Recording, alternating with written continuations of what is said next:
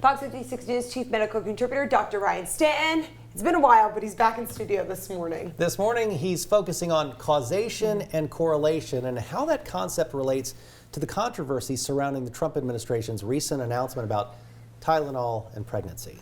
Yeah, actually, just earlier this week, the HHS, the administration announced that Tylenol may suggest have a correlation with autism, Tylenol with autism.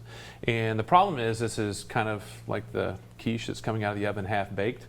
This really wasn't ready for prime time. So what we're going to do is we're going to talk about a little correlation and causation here as we go. I mean, with the research here, there is potentially a suggested slight trend regarding the population with Tylenol and autism, but it's actually nullified when you actually bring in siblings and genetics with it as well.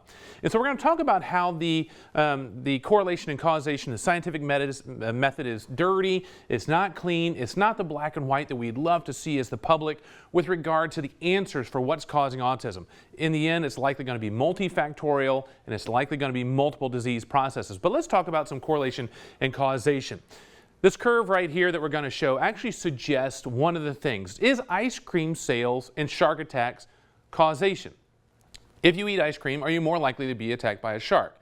The answer, clearly, is no. The idea is that it's when it's warmer outside, more people buy ice cream, more people go to the beaches. Correlation, not causation. Let's do one more here that shows a little bit different spin on that. Divorce rates in Maine versus consumptions of margarine. As margarine consumption decreased, divorce rates.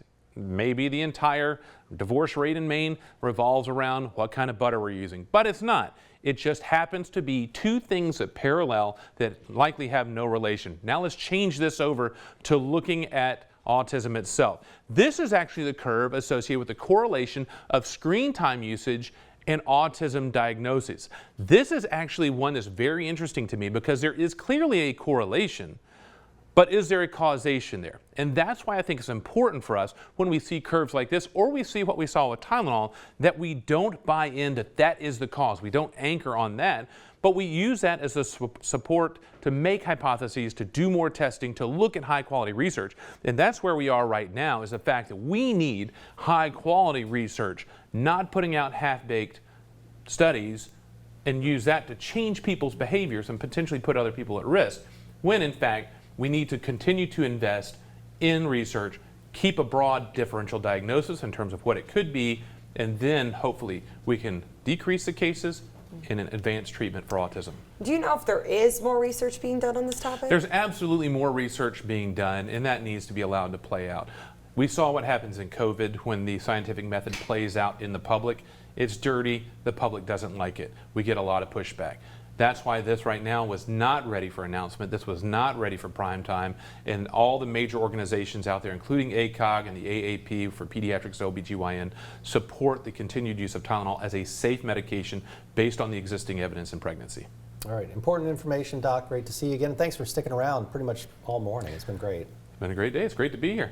All right, thank you. We'll be right back with what's trending after the break.